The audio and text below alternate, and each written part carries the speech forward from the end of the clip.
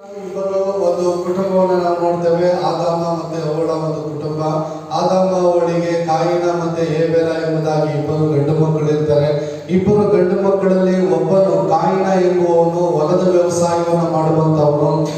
ಹೇಬೆಲ ಎಂಬುವಂತವನು ಅವನು ಕುರಿ ಕಾಯುವವನು ಆಗಿರ್ತಾನೆ ಪ್ರಿಯರೇ.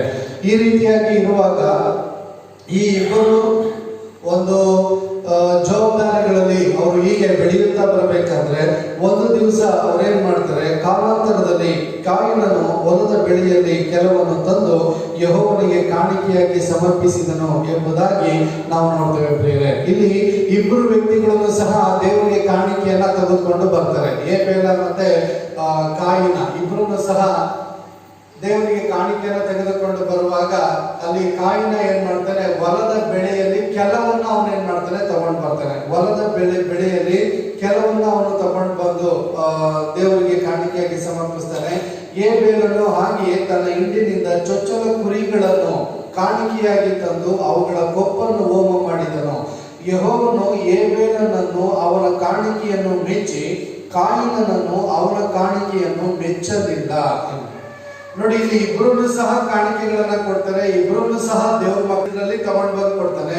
ಇನ್ನೊಬ್ಬ ಏನ್ ಮಾಡ್ತಾನೆ, ಚೊಚ್ಚಲ ಕುರಿಗಳನ್ನ ಅವನ ಏನ್ ಮಾಡ್ತಾನೆ, ದೇವರಿಗೆ ಒಬ್ಬ ಕಾಣಿಕೆಯಾಗಿ ತಗೊಂಡ್ ಬಂದು ಕೊಡ್ತಾನೆ. ನಾವು ಸಹ ಈ ರೀತಿಯಾಗಿ ಕಾಣಿಕೆಗಳನ್ನ ಕೊಡುವಾಗ ನಾವೇನ್ ನೋಡ್ತೀವಿ, ಅನೇಕ ಸಾರಿ ದೇವರು ಕುರಿನ ಮಾತ್ರನೇ ಮೆಚ್ಚೋದು. ಕುರಿ ಕೊಬ್ಬನ್ನ, ತರಕಾರಿ ಇವೆಲ್ಲ ಕೊಟ್ರೆ ದೇವ್ರಿಗೆ ಇಷ್ಟ ಇಲ್ಲ, ಅದೆಲ್ಲ ಪ್ರಿಯರೇ. ಅಲ್ಲಿ ಅದನ್ನ ಹೇಳ್ತಾ ಇಲ್ಲ, ನೀವು ತರಕಾರಿ ಹೊಲದ ಬೆಳೆಯಲ್ಲಿ ಕೆಲವು ಕೊಟ್ಟಿದ್ದಕ್ಕೆ ನಾನು ಮೆಚ್ಚಿಲ್ಲ ಅಂತ ಹೇಳ್ತಾ ಇಲ್ಲ. ದೇವರಲ್ಲಿ ಹೇಳ್ತಾರೆ, ಕಾಯಿನನ್ನು ಕೊಡುವ ಕಾಣಿಕೆಯನ್ನು ದೇವರು ಮೆಚ್ಚಲಿಲ್ಲ. ಹೇಬೆಲನು ಕೊಡುವ ಕಾಣಿಕೆಯನ್ನು ದೇವರು ಮೆಚ್ಚಿದರು ಎಂಬುದಾಗಿ ನಾವು ನೋಡ್ತೇವೆ. ಯಾರನ್ನ ದೇವರು ಮೆಚ್ಚಿದ್ರು, ಯಾಕೆ ಮೆಚ್ಚಿದ್ರು, ಅದು ನಮ್ಗೆ ಬಹಳ ಇಂಪಾರ್ಟೆಂಟ್. ನಾವು ಕಾಣಿಕೆ ಕೊಡೋದು ನಮ್ಗೆ ಮುಖ್ಯ ಅಲ್ಲ. ಕಾಣಿಕೆ ಕೊಡುವಾಗ ಯಾವ ಮನೋಭಾವನೆಯಿಂದ ನಾವು ಕೊಡ್ತಾ ಇದ್ದೀವಿ, ಯಾವ ಒಂದು ಗುಣಲಕ್ಷಣಗಳಿಂದ ನಾವು ಕೊಡ್ತಾ ಇದ್ದೀವಿ, ಎಷ್ಟು ಭಯ ಭಕ್ತಿಯಿಂದ ನಾವು ದೇವರಿಗೆ ಕೊಡ್ತಾ ಇದ್ದೀವಿ ಅನ್ನೋದು ಬಹಳ ಪ್ರಾಮುಖ್ಯವಾಗಿರುವಂತಹ ಸಂಗತಿ ಪ್ರಿಯರೇ. ಈ ಕಾಣಿಕೆಯ ವಿಚಾರದಲ್ಲಿ ದೇವರು ನಮ್ಮನ್ನ ಮೆಚ್ಚುವವನಾಗಿದ್ದಾನೆ. ನಾವು ಯಥಾರ್ಥವಾಗಿ, ಪರಿಶುದ್ಧವಾಗಿ, ನಾವು ಒಂದು ಉತ್ಸಾಹವಾಗಿ ನಾವು ದೇವರಿಗೆ ಕೊಡುವಾಗ ದೇವರು ನಮ್ಮ ಕಾಣಿಕೆಗಳನ್ನ ಮೆಚ್ಚುವವನಾಗಿದ್ದಾನೆ. ಪ್ರಿಯರೇ, ನಮ್ಮ ಒಂದು ಕ್ರೈಸ್ತ ಜೀವಿತದಲ್ಲಿ ಪ್ರಾರ್ಥನೆ ಎಂಬುದು ಎಷ್ಟು ಮುಖ್ಯನೋ, ಆರಾಧನೆ ಎಂಬುದು ಎಷ್ಟು ಮುಖ್ಯನೋ, ಅದೇ ರೀತಿಯಾಗಿ ದೇವರ ವಾಕ್ಯವೆಂಬುದು ಎಷ್ಟು ಮುಖ್ಯನೋ, ನಮ್ಮ ಜೀವಿತದಲ್ಲಿ ದೇವರಿಗೆ ಸಮರ್ಪಿಸುವಂತ ಕಾಣಿಕೆಯೂ ಸಹ ಬಹಳ ಪ್ರಮುಖವಾಗಿದೆ. ಅಕಾರ್ಡಿಂಗ್ ಟು ಬೈಬಲ್ ಪ್ರಕಾರವಾಗಿ ಪ್ರಿಯರೇ, ಬೈಬಲ್ ಪ್ರಕಾರವಾಗಿ ಕಾಣಿಕೆ ಎಂಬುದು ಸಹ ಒಬ್ಬ ವಿಶ್ವಾಸಿಯ ಜೀವಿತದಲ್ಲಿ ಬಹಳ ಪ್ರಮುಖವಾಗಿರುವಂತಹ ಒಂದು ಅಂಗವಾಗಿದೆ. ಆದ್ದರಿಂದ ನಾವು ಕಾಣಿಕೆಗಳನ್ನು ಕೊಡುವಾಗ ದೇವರಿಗೆ ಭಯಭಕ್ತಿ ಉಳ್ಳವರಾಗಿ, ದೇವರನ್ನ ಮೆಚ್ಚಿಸುವವರಾಗಿ, ದೇವರನ್ನ ಆರಾಧಿಸುವವರಾಗಿ ನಾವು ಕಾಣಿಕೆಯನ್ನ ಕೊಡಬೇಕೇ ಹೊರತು ಏನೋ ಆರಾಧನೆ, ಏನೋ ಒಂಚೂರು ಕೊಟ್ಟು ನಾವು ಇದು ಮಾಡ್ಬಿಡೋಣ, ಏನೋ ಒಂದು ಇದು ಮಾಡ್ಬಿಡೋಣ ಎಂಬಂತ ಏನೋ ತಾನ ಎಂಬಂತ ಭಾವನೆಯಿಂದ, ಏನೋ ತಾನ ಎಂಬಂತ ಮನಸ್ಸಿನಿಂದ, ಅಲಕ್ಷ್ಯ ಮನೋಭಾವನೆಗಳಿಂದ ನಾವು ಕಾಣಿಕೆಗಳನ್ನ ದೇವರಿಗೆ ಸಲ್ಲಿಸುವುದಾದರೆ ದೇವರು ನಮ್ಮ ಕಾಣಿಕೆಗಳನ್ನ ಸ್ವೀಕರಿಸುವುದಿಲ್ಲ. ದೇವರು ನಮ್ಮ ಕಾಣಿಕೆಗಳನ್ನ ಅಲಕ್ಷ್ಯ ಮಾಡುವಂತವರಾಗಿದ್ದಾರೆ. ದೇವರಿಗೆ ನಾವು ಕೊಡುವಂತ ಕಾಣಿಕೆ ಅದು ದೇವರಿಗೆಲ್ಲ ಪ್ರಿಯರೇ, ನಮ್ಮ ರಿಟರ್ನ್ ಆಶೀರ್ವಾದಕ್ಕಾಗಿ ನಾವು ಕೊಡುವಂತಹದ್ದು ಕಾಣಿಕೆ. ದೇವರೇನು ಬಡವನೆಲ್ಲ ನಮ್ಮ ಹತ್ರ ದುಡ್ಡುಗಳನ್ನ ಈಸ್ಕೊಳ್ಳೋದಕ್ಕೆ, ನಮ್ಮ ಹತ್ರ ದವಸಧಾನ್ಯಗಳನ್ನ ಈಸ್ಕೊಳ್ಳೋದಕ್ಕೆ ದೇವರು ಬಡವನಲ್ಲ. ದೇವ್ರ ವಾಕ್ಯ ಹೇಳಿದೆ, ಭೂಮಿಯಲ್ಲಿರುವಂತಹ ಸಮಸ್ತವು ಅದು ದೇವರದಾಗಿದೆ, ಅದು ಯೆಹೋವನದು ಎಂಬುದಾಗಿ ನಾವು ನೋಡುತ್ತೇವೆ. ಬೆಳ್ಳಿ, ಬಂಗಾರ, ಸಾಗರ, ಕ್ರಿಮಿ ಕೀಟಗಳು ಎಲ್ಲ ಅದು ದೇವರಿಗೆ ಸ್ವಂತವಾಗಿದೆ ಪ್ರಿಯರೇ. ಆದ್ದರಿಂದ ನಾವು ದೇವರಿಗೆ ಕೊಡೋದಲ್ಲ, ನಾವು ದೇವರಿಂದ ರಿಟರ್ನ್ ನಾವು ಹೇಳುವಾದ ಆಶೀರ್ವಾದಗಳನ್ನು ಹೊಂದಿಕೊಳ್ಳುವುದಕ್ಕಾಗಿ ನಾವು ಕಾಣಿಕೆಯನ್ನು ನಾವು ದೇವರಿಗೆ ಸಮರ್ಪಿಸುವವರಾಗಿದ್ದೇವೆ. ಆದ್ದರಿಂದ ನಾವು ಕಾಣಿಕೆ ಕೊಡುವಾಗ ನಾವು ಬಹಳ ಎಚ್ಚರಿಕೆಯನ್ನ ವಹಿಸಬೇಕು. ಅಲ್ಲಿ ನೋಡ್ತೇವೆ, ದೇವರು ಹೇಬೆಲನ ಕಾಣಿಕೆಯನ್ನ ಮೆಚ್ಚಿದನು, ಕಾಯಿನನ್ನು ತರುವಂತ ಕಾಣಿಕೆಯನ್ನು ಮೆಚ್ಚಲಿಲ್ಲ. ಅವನ ಜೀವಿತ ಸರಿ ಇದ್ದೇನೆ, ಅವನ ಸ್ವಭಾವಗಳು ಸರಿ ಇದ್ದೇನೆ, ಅವನ ಗುಣಲಕ್ಷಣಗಳು ಸರಿ ಇದ್ದೇನೆ, ಅವನು ದೇವರಿಗೆ ಭಯಭಕ್ತಿಯಾಗಿ ಇರ್ತೇನೆ, ತಗೊಂಡು ಬಂದು ಕಾಣಿಕೆ ಕೊಟ್ರೆ ದೇವರು ಅದನ್ನ ಮೆಚ್ಚೋದಿಲ್ಲ, ಅದನ್ನ ಸ್ವೀಕಾರ ಮಾಡೋದಿಲ್ಲ ಪ್ರಿಯರೇ. ಹಲ್ಲೆಲೂಯಾ. ಅದರ ದೇವರಿಗೆ ನಾವು ಮೆಚ್ಚುವವರಾಗಿದ್ದು, ದೇವರಿಗೆ ನೀತಿಯಾಗಿ ನಾವು ಜೀವಿಸುವಾಗ, ದೇವರಿಗೆ ಭಯಭಕ್ತಿಯುಳ್ಳವರಾಗಿ ನಾವು ಜೀವಿಸುವಾಗ, ದೇವರನ್ನು ಆರಾಧಿಸಿ, ಘನಪಡಿಸಿ, ಮಹಿಮೆಪಡಿಸಿ ಆತನಿಗೆ ನಾವು ಕಾಣಿಕೆಗಳನ್ನು ತಂದು ಕೊಡುವಾಗ ದೇವರು ಅದನ್ನು ಮೆಚ್ಚುವವನು, ಸ್ವೀಕರಿಸುವವನು ಆಗಿದ್ದಾನೆ ಪ್ರಿಯರೇ. ಹಲ್ಲೆಲೂಯಾ. ನಾವಿಲ್ಲಾರು ಗೌರ್ಮೆಂಟ್ ಆಫೀಸರ್ಸ್ ಗಳಿಲ್ಲ. ಕೆಲವು ಸಂದರ್ಭಗಳಲ್ಲಿ ಗೌರ್ಮೆಂಟ್ ಆಫೀಸರ್ಸ್ ಗಳಲ್ಲಿ ಕೆಲವರೆಲ್ಲ ಬರೀ ಲಂಚ ತಗೊಳ್ಳೋದೇ ಜಾಸ್ತಿ. ಅವ್ರೇನ್ ಮಾಡ್ತಾರೆ, ಲಂಚದ ದುಡ್ಡುಗಳನ್ನ ದೇವರು ಕೊಡ್ತಾರೆ, ಲಂಚ ತೆಗೆದುಕೊಂಡಿರೋ ದುಡ್ಡುಗಳನ್ನ ದೇವರು ಕೊಡ್ತಾರೆ. ದೇವರು ಅದನ್ನ ಮೆಚ್ಚೋದಿಲ್ಲ ಪ್ರಿಯರೇ. ಏನೋ ಮೋಸ ಮಾಡಿರೋ ದುಡ್ಡು, ಇದ್ರ ದುಡ್ಡು, ಅದ್ರ ದುಡ್ಡು ತಗೊಂಡು ಬಂದು ದೇವರು ಕೊಡ್ತಾರೆ, ಅದನ್ನ ದೇವರು ಮೆಚ್ಚೋದಿಲ್ಲ. ದೇವರು ನೀನು ಕಷ್ಟಪಟ್ಟು ಬೆವರು ಸುರಿಸಿ ಸಂಪಾದಿಸಿದಂತ ದುಡಿಮೆಯಲ್ಲಿ 10ನೇ ಒಂದು ಭಾಗವನ್ನ ದೇವರು ಕೇಳ್ತಾ ಇದ್ದಾರೆ ಅಷ್ಟೇ ಪ್ರಿಯರೇ. 90 ಭಾಗ ನಿನಗೆ, 10 ಭಾಗ ನನಗೆ. 10 ಭಾಗನ ಕೊಟ್ರೆ ಇನ್ನು ಉಳಿದಂತ 90 ಭಾಗ ಅದು ನಿನಗೆ ಆಶೀರ್ವಾದವಾಗಿರ್ತದೆ. ಆ 10 ಭಾಗನೂ ನೀನ್ ಕೊಡ್ಲಿಲ್ಲ ಅಂತಂದ್ರೆ ಉಳಿದಂತ 90 ಭಾಗ ಅದು ನಿನ್ಗೆ ಯಾವುದೇ ಕಾರಣಕ್ಕೂ ಆಶೀರ್ವಾದವಾಗಿರೋದಿಲ್ಲ. ಅದು ಇವತ್ತು ನಿಮ್ಗೆ ಅದು ಗೊತ್ತಾಗದೇ ಇರ್ಬೋದು, ಅದು ತಿಳಿದೇ ಇರ್ಬೋದು. ಮುಂದೊಂದು ದಿವಸ ಅದು ನಿಮ್ಗೆ ಸ್ಪಷ್ಟವಾಗಿ ಗೊತ್ತಾಗ್ತದೆ, ಇದ್ರ ಮುಖಾಂತರವಾಗಿ ನಾನು ಎಷ್ಟು ಆಶೀರ್ವಾದವಾಗಿದ್ದೀನಿ ಎಂಬುದಾಗಿ ಪ್ರಿಯರೇ. ಅದಕ್ಕೇನೆ ಮಲಾಕಿ ಗ್ರಂಥದಲ್ಲಿ ನಾವು ನೋಡ್ತೇವೆ, ದೇವರಿಗೆ ಕೊಡಬೇಕಾದದನ್ನ ನೀನು ದೇವರಿಗೆ ಕೊಡದೇನೆ, ದೇವರಿಗೆ ಕೊಡಬೇಕಾದದನ್ನ ನೀನು ದೇವರ ಹಣವನ್ನ ನೀನು ಕದಿಬೇಡ ಎಂಬುದಾಗಿ ಬೈಬಲ್ ಹೇಳ್ತದೆ. ನೀನು ಕದ್ದು ನೀನು ಶಾಪಗ್ರಸ್ತನಾಗಬೇಡ ಎಂಬುದಾಗಿ ಬೈಬಲ್ ಹೇಳ್ತದೆ. ಮಲಾಕಿ ಗ್ರಂಥ 3ನೇ ಅಧ್ಯಾಯದಲ್ಲಿ 8ರಿಂದ 12 ವಚನಗಳವರೆಗೆ ನಾವು ಓದುವಾಗ ದೇವರದನ್ನ ನೀವು ಕದ್ದುಕೊಂಡಿದ್ದೀರಿ ಎಂಬುದಾಗಿ ನಾವು ನೋಡ್ತೇವೆ. ಅಲ್ಲಿ ದೇವರಿಗೆ ನಾವು ಕದ್ದು ನಾವು ಆದ್ರಿಂದ ನಾವು ವೈಫೈ ಆಗಿ ಆಶೀರ್ವಾದವಾಗಿ ನಾವು ಜೀವಿಸೋದಕ್ಕಾಗೋದಿಲ್ಲ ಪ್ರಿಯರೇ.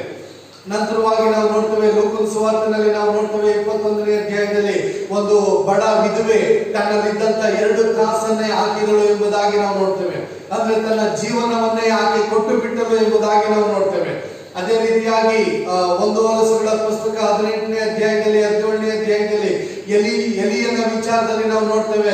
ಚಾರಪ್ಪ ಸ್ತ್ರೀಯ ವಿಧವೆ, ಆಕೆ ತನಗಿದ್ದಂತ 1 ಮೊಗೆ ಎಣ್ಣೆ, 1 ಇಡಿ ಗೋಧಿ ಹಿಟ್ಟು ಅದನ್ನ ತಾನು ಇಟ್ಟುಕೊಳ್ಳದೆ, ತನ್ನ ಮಗನಿಗೆ ಅದನ್ನ ಇಟ್ಟುಕೊಳ್ಳದೆ, ಅದನ್ನ ತಿಂದು ತಾವು ಸಾಯಬೇಕೆಂಬುದಾಗಿದ್ದವರು ಅದನ್ನ ದೇವರ ಸೇವಕರಿಗೆ ಅದನ್ನ ಕೊಟ್ಟು ಬಿಟ್ಟರು ಎಂಬುದಾಗಿ ನಾವು ನೋಡ್ತೇವೆ. ನಮ್ಮೆಲ್ಲರಿಗೂ ಗೊತ್ತಿದೆ ಕಾಣಿಕೆಯ ವಿಚಾರದಲ್ಲಿ ಏನೆಲ್ಲ ಆಶೀರ್ವಾದಗಳಿದೆ ಎಂಬುದಾಗಿ. ಆದ್ರೂ ಸಹ ನಾವು ದೇವರಿಗೆ ಕೊಡುವಂತ ವಿಚಾರಗಳಲ್ಲಿ ನಾವು ಮೀನಾಮೇಷಗಳನ್ನ ನಾವು ಎಣಿಸ್ತೇವೆ, ಹಿಂದೆ ಮುಂದೆ ನಾವು ಯೋಚನೆ ಮಾಡ್ತೇವೆ. ನಾವು ತುಂಬಾನೇ ನಾವು ಅದರಲ್ಲಿ ನಾವು ಹಿಂದೆ ಉಳಿದಿದ್ದೇವೆ ಪ್ರಿಯರೇ. ಎಸ್ಪೆಷಲಿ ನಮ್ಮ ಒಂದು ಕರ್ನಾಟಕ ಕ್ರಿಶ್ಚಿಯನ್ಸ್ ಅಥವಾ ಇಂಡಿಯನ್ ಕ್ರಿಶ್ಚಿಯನ್ಸ್ ಅಲ್ಲಿ ನಾವು ನೋಡುವಾಗ 100ಕ್ಕೆ 10 ಭಾಗ ಮಾತ್ರನೇ ಕಾಣಿಕೆ ವಿಚಾರದಲ್ಲಿ ಆಶೀರ್ವಾದಗಳು ಏನಿದೆ ಅನ್ನೋದನ್ನ ತಿಳಿದಿರೋರು. ಇನ್ನು 90 ಭಾಗ ಈ ವಿಚಾರದಲ್ಲಿ ಅವರು ಹಿಂದುಳಿದಂತವರಾಗಿದ್ದಾರೆ. ಇಲ್ಲಿ ನಾವು ಕಾಣಿಕೆಯ ವಿಚಾರದಲ್ಲಿ ನಾವು ನೋಡ್ತೇವೆ, ಹೇಬೇಲ ಮತ್ತು ಕಾಯಿನನ ವಿಚಾರದಲ್ಲಿ ಕಾಯಿನನಿಗೆ ದೇವರು ಮೆಚ್ಚದೆ ಹೋಗಿದ್ರಿಂದ ಕಾಯಿನನ ಮುಖವು ಕಡೆಗುಂದಿತು ಎಂಬುದಾಗಿ ನಾವು ನೋಡ್ತೇವೆ. ಮೊದಲನೇದಾಗಿ ಅವನ ಲೈಫ್ ಸರಿ ಇಲ್ಲದೆ ಇರೋದ್ರಿಂದ, ಅವನು ಕೊಟ್ಟಂತ ಕಾಣಿಕೆಗಳು ಸರಿಯಾಗಿಲ್ಲದೆ ಇದ್ದಿದ್ರಿಂದ ಫಸ್ಟ್ ಆಫ್ ಆಲ್ ಆಗಿ ಅವನ ಮುಖವು ಕಡೆಗುಂದಿತು ಎಂಬುದಾಗಿ ನಾವು ನೋಡ್ತೇವೆ. ಅವನ ಮುಖದಲ್ಲಿ ಒಂದು ಚಿಂತೆ ಆವರಿಸಿತು, ಅವನ ಮುಖದಲ್ಲಿ ಒಂದು ಕಾರ್ಮೋಡದ ಕತ್ತಲೆ ಆವರಿಸಿತು, ಸಮಾಧಾನ ಅವನನ್ನ ಬಿಟ್ಟು ಹೋಯಿತು ಅವನ ಜೀವಿತದಲ್ಲಿ. ಎರಡನೇದಾಗಿ ನೋಡ್ತೇವೆ ದೇವರ ಸಾನ್ನಿಧ್ಯ. ಎರಡನೇದಾಗಿ ಅವನಿಗೆ ಕೋಪ ಜಾಸ್ತಿ ಆಯ್ತು, ಜಲಸ್ ಜಾಸ್ತಿ ಆಯ್ತು. ಒಬ್ರು ದಿನೇ ದಿನೇ ಅಭಿವೃದ್ಧಿ ಆಯ್ತಾನೆ ಇದ್ದಾರೆ, ನಾನ್ ನೋಡಿದ್ರೆ ದಿನೇ ದಿನೇ ಕೂಗ್ತಾನೆ ಇದ್ದೀನಿ. ಈ ಇಬ್ರು ಅಣ್ಣ ತಮ್ಮಂದ್ರು ಇದ್ದಾರೆ, ಇಬ್ರು ದೇವ್ರ ಮಕ್ಕಳೇ, ಇಬ್ರು ದೇವರ ಪ್ರಸನ್ನತೆಯನ್ನು ಅನುಭವಿಸ್ತಾ ಇದ್ದವರು, ಇಬ್ರು ದೇವರ ಆಶೀರ್ವಾದಗಳನ್ನ ಅನುಭವಿಸ್ತಾ ಇದ್ದವರು. ಆದ್ರೆ ಹೇಬೇಲ ಮಾತ್ರ ದಿನೇ ದಿನೇ ಅವನು ಇನ್ಕ್ರೀಸ್ ಆಗ್ತಾ ಇದ್ದಾನೆ, ಈ ಕಾಯಿನ ಮಾತ್ರ ಅವನು ದಿನೇ ದಿನೇ ಡಿಸ್ಕ್ರೀಸ್ ಆಗ್ತಾ ಇದ್ದಾನೆ. ಅವನಿಗೆ ದಿನೇ ದಿನೇ ಆಶೀರ್ವಾದ ಕಡಿಮೆ ಆಯ್ತು, ಅವನಿಗೆ ಸಮಾಧಾನ ಇಲ್ಲ, ಕಣ್ತುಂಬ ನಿದ್ರೆ ಇಲ್ಲ, ಅವನಿಗೆ ಆಶೀರ್ವಾದಗಳಿಲ್ಲ.